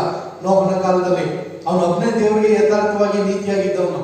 ದೇವ್ರು ಹೇಳಿದ್ರು, ನೀನೊಂದು ನಾವೇ ಕಟ್ಟು, ನೀನೊಂದು ಅಡಗನ್ನ ಕಟ್ಟು, ನಾನು ಹೇಳ್ತೀನಿ, ನೀನ್ ಅಡಗನ್ನ ಕಟ್ಟು, ನಾನೇನ್ ಮಾಡ್ತೀನಿ, ಇವ್ರನ್ನೆಲ್ಲ ನಾಶ ಮಾಡ್ತೀನಿ, ನೀನ್ ಒಬ್ಬನ ನಾನು ಬಚಾವ್ ಮಾಡ್ತೀನಿ ಅಂತ ಹೇಳಿದ್ರು. ನೋಹ ಏನ್ ಮಾಡ್ದ? ಅವ್ರ ಮಾತನ್ನ ಕೇಳ್ದ. ಅವನೇನ್ ಮಾಡ್ದ? ಡೈಲಿ ಅಡಗನ್ನ ಅವನು ಕಟ್ತಾ ಇದ್ದ. ಡೈಲಿ ಅವನು ಮರ ತರೋದು, ಕೊಯ್ಯೋದು, ಕಟ್ಟೋದು, ಮಳೆ ಹೊಡೆಯೋದು, ಹಗ್ಗ ಕಟ್ಟೋದು, ಬರೀ ಇವೇ ಆಗ್ತಾ ಇತ್ತು. ಇವ್ ಆಗ್ತಾ ಇರ್ಬೇಕಂದ್ರೆ ಅವನ ಸಂಬಂಧಿಕರು, ನೆರೆಹೊರೆಯವರು, ಬಂಧು ಬಳಗದವರು, ಫ್ರೆಂಡ್ಸ್, ಅವ್ನ ಜನ, ಅವ್ನ ಊರ್ನೂರು, ಅವನ ಅಕ್ಕಪಕ್ಕದ ಊರ್ನೂರೆಲ್ಲ ಬಂದು ಏನ್ ಮಾಡ್ತಿದ್ರು? ಏನು ನೋಹಣ ಬಾರ, ಇವತ್ತು ನಮ್ಮ ಮನೇಲಿ ಹುಡ್ತಪ್ಪ, ನಮ್ಮ ಮನೇಲಿ ಆಗ್ತಪ್ಪ, ಅವ್ರ ಮನೇಲಿ ಸಾವು, ಇವ್ರ ಮನೇಲಿ ತಿಥಿ, ಅವ್ರ ಮನೇಲಿ ಇನ್ನೊಂದಾಗಿದೆ, ಬಾರ ಎಂಬುದಾಗಿ ನೋಹನ ಕರೀತಾ ಇದ್ರು. ಆದ್ರೆ ನೋಹ ಯಾರಿಗೂ ಹೋಗ್ಲಿಲ್ಲ. ಅವನು ಪ್ರತಿದಿನ ನಾವೇ ಕಟ್ಟೋದ್ರಲ್ಲಿ ಅವನು ಬಿಸಿ ಆಗಿದ್ದ. ಹಲ್ಲೆಲೂಯಾ. ಅವನು ಪ್ರತಿದಿನ ದೇವರ ಚಿತ್ತನ ನೆರವೇರಿಸೋದ್ರಲ್ಲಿ ಅವನು ಬಿಸಿ ಆಗಿದ್ದ. ಪ್ರತಿದಿನ ಅವನು ದೇವರ ಸ್ವರವನ್ನ ಕೇಳೋದ್ರಲ್ಲಿ ಅವನು ಬಿಸಿ ಆಗಿದ್ದ. ಅವನು ಪ್ರತಿದಿನ ದೇವರ ಆಶೀರ್ವಾದಗಳನ್ನ ಅನುಭವಿಸೋದ್ರಲ್ಲಿ ಅವನು ಬಿಸಿ ಆಗಿದ್ದ. ದೇವರಿಗೂ ಅವನು ಇರುವಂತಹ ಸಂಬಂಧ ದಿನೇ ದಿನೇ ಅದು ನಿಕಟವಾಗಿ ಬಲವಂತನೇ ಇತ್ತು. ಹಲ್ಲೆಲೂಯಾ. ಇವತ್ತು ನಮ್ಮ ಜೀವಿತದಲ್ಲಿ ಏನಿದೆ? ಇವತ್ತು 4 ದಿನ ಚರ್ಚೆಗೆ ಬರ್ತೀವಿ, 5ನೇ ದಿನಕ್ಕೊಂದು ಮದುವೆ ಅಂದ್ರೆ ಅಲ್ಲಿಗೆ ಹೋಗ್ತೀವಿ, 6ನೇ ದಿನಕ್ಕೊಂದು ಯಾವ್ದಪ್ಪ ಅಂದ್ರೆ ಅಲ್ಲಿಗೆ ಹೋಗ್ತೀವಿ, 7ನೇ ಭಾನುವಾರ ಇನ್ನೊಂದು ಯಾವ್ದೋ ಕಾರ್ಯ ಅಂತಂದ್ರೆ ಅಲ್ಲಿಗೆ ಹೋಗ್ತೀವಿ. ಇವತ್ತು ನಾವು ಈ ಲೋಕದಲ್ಲಿ ದೇವರ ಕಾರ್ಯಗಳಲ್ಲಿ ಎಷ್ಟು ಮಟ್ಟಿಗೆ ಬ್ಯುಸಿ ಆಗಿದ್ದೀವಿ, ದೇವರ ರಾಜ್ಯ ಕಟ್ಟೋದ್ರಲ್ಲಿ ಎಷ್ಟು ಮಟ್ಟಿಗೆ ನಾವು ಬ್ಯುಸಿ ಆಗಿದ್ದೀವಿ, ದೇವ್ರ ಮಹಿಮೆ ಪಡಿಸೋದ್ರಲ್ಲಿ ಎಷ್ಟು ಮಟ್ಟಿಗೆ ನಾವು ಬ್ಯುಸಿ ಆಗಿದ್ದೀವಿ, ದೇವ್ರ ಚಿತ್ತನ ನೆರವೇರಿಸೋದ್ರಲ್ಲಿ ಎಷ್ಟು ಮಟ್ಟಿಗೆ ನಾವು ಬ್ಯುಸಿ ಆಗಿದ್ದೀವಿ ಪ್ರಿಯರೇ. ಇವತ್ತು ನಾವು ದೇವರ ರಾಜ್ಯವನ್ನ ಕಟ್ಟೋದ್ರಲ್ಲಿ ನಾವು ಬ್ಯುಸಿ ಆಗಿರ್ಬೇಕು ಪ್ರಿಯರೇ. ದೇವರ ಚಿತ್ತವನ್ನು ನೆರವೇರಿಸೋದ್ರಲ್ಲಿ ನಾವು ಬ್ಯುಸಿ ಆಗಿರ್ಬೇಕು. ದೇವರ ನಾಮನ ಹೆಚ್ಚೆಚ್ಚಾಗಿ ನಾವು ಮಹಿಮೆ ಪಡಿಸೋದ್ರಲ್ಲಿ ನಾವು ಬ್ಯುಸಿ ಆಗಿರ್ಬೇಕು. ಈ ಲೋಕ ಅಳಿದು ಹೋಗುವಂತ ಲೋಕ, ಈ ಲೋಕ ನಾಶವಾಗುವಂತ ಲೋಕ, ಅತಿ ಬೇಗನೆ ಯೇಸು ಸ್ವಾಮಿಯ 2ನೇ ಬರಣ ಆಗುವಂತ ಒಂದು ಸಮಯ. ಈ ಲೋಕ ಬೆಂಕಿ ಬಿದ್ದು ಸುಟ್ಟು ನಾಶವಾಗುವಂತ ಲೋಕ. ಈ ಲೋಕವನ್ನ ಮೆಚ್ಚಿಸೋದಕ್ಕೆ, ಈ ಲೋಕವನ್ನ ನಾವು ಆರಾಧನೆ ಮಾಡೋದಕ್ಕೆ ನಾವು ಮನಸ್ಸನ್ನ ಕೊಡದೆ ಪ್ರತಿ ದಿನ, ಪ್ರತಿ ನಿಮಿಷ, ಪ್ರತಿ ಗಳಿಗೆ, ಪ್ರತಿ ಕ್ಷಣ ನಾವು ಪರಲೋಕ ದೇವರನ್ನ ಮೆಚ್ಚಿಸುವವರಾಗಿ, ಪರಲೋಕ ದೇವರನ್ನ ಆರಾಧಿಸುವವರಾಗಿ ನಾವು ಯಾವಾಗಲೂ ಯಾವಾಗಲೂ ಯಾವಾಗಲೂ ನಾವು ಕಾಣಲ್ಪಡಬೇಕು ಪ್ರಿಯರೇ. Hallelujah, hallelujah, hallelujah. ಬೇಗ ಈ ಲೋಕ ಬೇಗ ನಾಶವಾಗ್ತದೆ. ನಾವು ಅತಿ ಬೇಗನೆ ನಮಗೆ ವಯಸ್ಸಾಗ್ತದೆ, ನಮ್ಮ ದಿನಗಳು ಬೇಗ ಕಳೀತಾ ಇದೆ ಪ್ರಿಯರೇ. ನಮ್ಮ ದಿನಗಳು ಬೇಗನೆ ಗತಿಸಿ ಹೋಗ್ತಾ ಇದೆ. ನಾವು ದಿನೇ ದಿನೇ ನಮ್ಮ ಸಮಾಧಿಗಳಿಗೆ ಹತ್ರವಾಗ್ತಾ ಇದ್ದೇವೆ. ನಮ್ಮ ಸಮಾಧಿಗಳಿಗೆ ನಾವು ದಿನೇ ದಿನೇ ಹತ್ರವಾಗ್ತಾ ಇದ್ದೇವೆ ಪ್ರಿಯರೇ. ಸಮಾಧಿಗೆ ಹೋಗೋದ್ರೊಳಗಡೆ ನಿನ್ನ ಚಿತ್ತ ಏನು, ಸಮಾಧಿಗೆ ಹೋಗೋದ್ರೊಳಗಡೆ ನಿನ್ನ ಪ್ಲಾನ್ ಏನು, ಸಮಾಧಿಗೆ ಹೋಗೋದ್ರೊಳಗಡೆ ನೀನು ಹಾಕಿರುವಂತ ಯೋಜನೆ ಏನು, ಯೋಚನೆ ಮಾಡಿದ್ದೀರಾ ಪ್ರಿಯರೇ?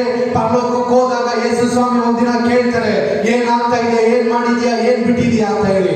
ನೀನ್ ಏನ್ ಹೇಳೋದಕ್ಕೆ ಸಾಧ್ಯ? ಅದ್ರ ಬಗ್ಗೆ ಇವತ್ತು ಲಕ್ಷಣೆ ಇಲ್ಲ, ಅದ್ರ ಬಗ್ಗೆ ಇವತ್ತು ವಿಶ್ವಾಸಿಗಳಿಗೆ ನಿಗಮನೆ ಇಲ್ಲ. ಅಯ್ಯೋ ಆಮೇಲೆ ನೋಡ್ಕೊಳ್ಳೋಣ. ಇಲ್ಲ ಪ್ರಿಯರೇ, ಅಲಕ್ಷ್ಯ ಮಾಡಬೇಡ. ದೇವ್ರ ವಾಕ್ಯವನ್ನ ಅಲಕ್ಷ್ಯ ಮಾಡಬೇಡ. ದೇವ್ರ ಯೋಜನೆಗಳನ್ನ ತಿರಸ್ಕರಿಸಬೇಡ.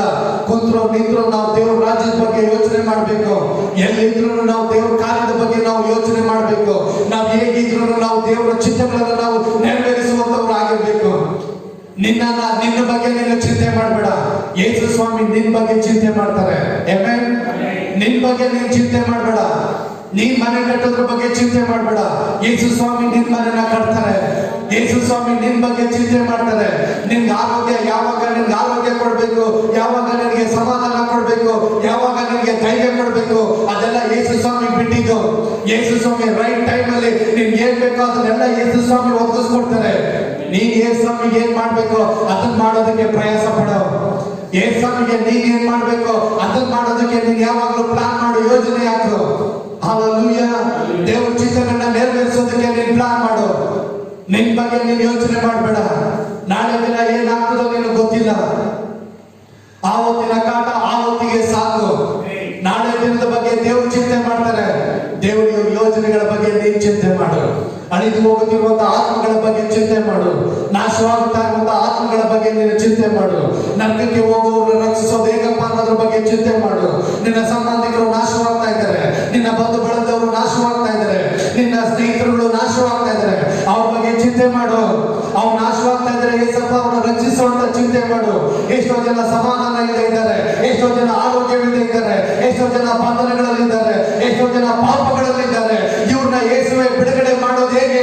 ಯೇಸುವಿನ ನಾಮದಲ್ಲಿ ಬಿಡುಗಡೆ ಮಾಡೋದಕ್ಕೆ ನೀನ್ ಪ್ರಯಾಸ ಪಡು. ಹಲ್ಲೆಲೂಯಾ. ಇದ್ರ ಬಗ್ಗೆ ನಾವು ಯೋಚನೆ ಮಾಡ್ಬೇಕೆ ಹೊರತು ನಾವು ನಮ್ಮ ಬದುಕು ಬಾಳಿನ ಬಗ್ಗೆ ಯೋಚನೆ ಮಾಡೋದು ಬೇಡ ಪ್ರಿಯರೇ. ಅದನ್ನೆಲ್ಲ ಯೇಸಪ್ಪ ನೋಡ್ಕೊಳ್ತಾರೆ. ನಮ್ಮನ್ನ ಉಂಟು ಮಾಡಿರುವಂತ ದೇವರು ನಾವು ಹೆಂಗ್ ಜೀವಿಸ್ಬೇಕು ಅನ್ನೋದಕ್ಕಿಂತ ಯೇಸಪ್ಪಿಗೆ ಚೆನ್ನಾಗಿ ಗೊತ್ತು ನಮ್ಮನ್ನ ಯಾವ ರೀತಿಯಾಗಿ ನಡೆಸಬೇಕು ಅಂತ. ಆಮೆನ್. ಹಲ್ಲೆಲೂಯಾ. ನಮ್ಮ ಬಗ್ಗೆ ಯೇಸು ಸ್ವಾಮಿಗೆ ಚೆನ್ನಾಗಿ ಗೊತ್ತಿದೆ. ನಾಳೆ ದಿನ ಇವ್ರಿಗೆ ಯಾವ ಊಟ ಕೊಡ್ಬೇಕು, ಯಾವ ಬಟ್ಟೆ ಕೊಡ್ಬೇಕು, ಯಾವ ನೀರು ಕೊಡ್ಬೇಕು ಅಂತ. ಅದಕ್ಕೆ ಮತ್ತಾಯ ಬರೆದ ಸುವಾರ್ತೆ 6ನೇ ಅಧ್ಯಾಯದಲ್ಲಿ ದೇವರ ವಾಕ್ಯ ಹೇಳ್ತಾರೆ, ಏನ್ ಊಟ ಮಾಡ್ಬೇಕು ಅನ್ನೋದ್ರ ಬಗ್ಗೆ ನೀನು ಚಿಂತೆ ಮಾಡಬೇಡ, ಏನ್ ಓದ್ಕೋಬೇಕು ಅನ್ನೋದ್ರ ಬಗ್ಗೆ ನೀನು ಚಿಂತೆ ಮಾಡಬೇಡ, ಏನ್ ಕುಡಿಬೇಕು ಅನ್ನೋದ್ರ ಬಗ್ಗೆ ನೀನು ಚಿಂತೆ ಮಾಡಬೇಡ. ಆಕಾಶದ ಹಕ್ಕಿಗಳನ್ನ ನೋಡು, ಉತ್ತುವುದಿಲ್ಲ, ಬಿತ್ತುವುದಿಲ್ಲ, ನೇಯುವುದಿಲ್ಲ. ಆಕಾಶದಲ್ಲಿ ಹಾರಾಡುವಂತ ಹಕ್ಕಿಗಳಿಗೆ ತಕ್ಕ ಸಮಯದಲ್ಲಿ ಕಾಲಕ್ಕೆ ಕರೆಕ್ಟ್ ಆಗಿ ಅವುಗಳಿಗೆ ನಾನು ಕಾಳನ್ನ, ಮೇವನ್ನ, ನೀರನ್ನ, ಆರೋಗ್ಯವನ್ನ, ಗೂಡನ್ನ ನಾನು ಒದಗಿಸ್ಕೊಡ್ತೇನೆ. ಅವುಗಳಿಗಿಂತ ಹೆಚ್ಚಾಗಿರುವಂತ ನೀವು ಬಹಳ ಹೆಚ್ಚಿನವರಲ್ಲವೇ? ನಿಮ್ಮನ್ನ ಇನ್ನೂ ಎಷ್ಟೋ ಹೆಚ್ಚಾಗಿ ನಾನು ಸಾಕ್ತೇನೆ, ನಾನು ಸಲುತ್ತೀನಿ ಎಂಬುದಾಗಿ ದೇವರು ಹೇಳಿದ್ದಾರೆ ಪ್ರಿಯರೇ. ಯೇಸು ನಾಮದಲ್ಲಿ ನಾವು ಯೇಸಪ್ಪ ನಮ್ಮನ್ನ ಸಾಕ್ಬೇಕೆ ಹೊರತು ನಮ್ಮನ್ನ ನಾವು ಸಾಕೋದಕ್ಕೆ ನಾವು ಪ್ರಯಾಸ ಮಾಡಬಾರ್ದು ಪ್ರಿಯರೇ. ನಾವು ನಮ್ಮ ಬಗ್ಗೆ ಯೋಚನೆ ಮಾಡೋದಕ್ಕಿಂತ ದೇವರು ನಮ್ಮ ಬಗ್ಗೆ ಒಳ್ಳೆಯದಾಗಿ ಯೋಚನೆ ಮಾಡಿದ್ದಾನೆ. ಆಮೆನ್. ಹಲ್ಲೆಲೂಯಾ. ಆದ್ದರಿಂದ ದೇವರು ನಮ್ಮನ್ನ ಸಾಕ್ತಾನೆ, ದೇವರು ನಮ್ಮನ್ನ ಸಲುತ್ತಾನೆ ಪ್ರಿಯರೇ. ಕಾಲು ಕಲ್ಲಿಗೆ ತಗಲದಂತೆ ನಾವು ದೇವದೂತರಿಗೆ ಅಪ್ಪಣೆ ಕೊಟ್ಟಿದ್ದಾನೆ ತಗಲಬಾರದು ಅಂತ ಹೇಳಿ, ಬೇಟೆಗಾರನ ಬಲೆಯಿಂದಲೂ ಮರಣಕರ ವ್ಯಾಧಿಗಳಿಂದಲೂ ನಮ್ಮನ್ನು ತಪ್ಪಿಸುವುದಕ್ಕೆ ಯಾವಾಗಲೂ ರೆಕ್ಕೆ ಮರೆಯಲ್ಲಿ ಕಾಯ್ಕೊಂಡು ಕೂತಿದ್ದಾನೆ ಪ್ರಿಯರೇ. ಅದರಲ್ಲಿ ಹಾರಿ ಬರುವ ಬಾಣಗಳು, ഇരുಳಿನಲ್ಲಿ ಸಂಚರಿಸುವ ವಿಪತ್ತುಗಳಿಂದ ಯಾವುದೇ ಕೇಡುಗಳು ಸಂಭವಿಸಬಾರದು ಅಂತ ಹೇಳಿ ಹಗಲು ರಾತ್ರಿ ನಮ್ಮನ್ನು ಕಾಯುವವನಾಗಿದ್ದಾನೆ. ಆತನು ನಮ್ಮನ್ನು ಕಾಯುವವನು ತೂಕಡಿಸುವುದಿಲ್ಲ, ನಿದ್ರಿಸುವುದಿಲ್ಲ. ಹಲ್ಲೆಲೂಯಾ. ಯಾವಾಗಲೂ ನಮ್ಮನ್ನು ಕಾಯುವಂತ ದೇವರು, ಕಾಪಾಡುವಂತ ದೇವರು, ಕಣ್ಮಣಿಯೋ ಉಪಾಧಿಯಲ್ಲಿ ನಮ್ಮನ್ನು ಕಾಯುವವನಾಗಿದ್ದಾನೆ ಪ್ರಿಯರೇ. ದೇವರ ಸಂರಕ್ಷಣೆಯನ್ನ ಬಿಟ್ಟು ನಿನ್ನನ್ನ ನೀನೇ ಸಂರಕ್ಷಿಸಿಕೊಳ್ಳೋದಕ್ಕೆ ಹೋಗ್ಬೇಡ. ನಿನ್ನನ್ನ ನೀನೇ ಕಾಪಾಡ್ಕೊಳ್ಳೋದಕ್ಕೆ ಹೋಗ್ಬೇಡ. ನಿನ್ನನ್ನ ನೀನೇ ಚೈತನ್ಯ ಪಡಿಸ್ಕೊಳ್ಳೋದಕ್ಕೆ ಹೋಗ್ಬೇಡ. ದೇವರು ನಿನ್ನನ್ನ ಚೈತನ್ಯಗೊಳಿಸ್ತಾರೆ. ದೇವರು ನಿನ್ನನ್ನ ಬಲಪಡಿಸ್ತಾರೆ. ದೇವರು ನಿನ್ನನ್ನು ಆಶೀರ್ವಾದ ಮಾಡ್ತಾರೆ. ಆಮೆನ್. ನೀನ್ ಯಾವಾಗ ದೇವರ ಬಗ್ಗೆ ಯೋಚನೆ ಮಾಡು. ದೇವರ ಕಾರ್ಯಗಳು ಈ ಲೋಕದಲ್ಲಿ ನಿನ್ನ ಮುಖಾಂತರ ನೆರವೇರಬೇಕಾಗಿದೆ. ದೇವರ ಚಿತ್ತಗಳು ನಿನ್ನ ಮುಖಾಂತರ ನೆರವೇರಬೇಕಾಗಿದೆ. ನೀನು ಕಣ್ಣೀರಿಟ್ಟು ಪ್ರಾರ್ಥನೆ ಮಾಡುವುದರ ಮುಖಾಂತರ ನಿನ್ನ ಕಣ್ಣೀರಿನಿಂದ ಅನೇಕ ಜನರು ರಕ್ಷಿಸಲ್ಪಡಬೇಕಾಗಿದೆ. ನಿನ್ನ ಒಂದು ಪ್ರೇಯರ್ ಮುಖಾಂತರವಾಗಿ ಅನೇಕ ಜನರು ಬಿಡುಗಡೆ ಹೊಂದಬೇಕಾಗಿದೆ. ನಿನ್ನ ಒಂದು ಸುವಾರ್ತೆಗಳ ಮುಖಾಂತರ ಅನೇಕರು ದೇವರ ಕಡೆಗೆ ದೇವರನ್ನು ಅರಿತುಕೊಳ್ಳಬೇಕಾಗಿದೆ ಪ್ರಿಯರೇ. ಹಲ್ಲೆಲೂಯಾ. ಆದುದರಿಂದ ನಾವು ದೇವರ ಪರಿಶುದ್ಧ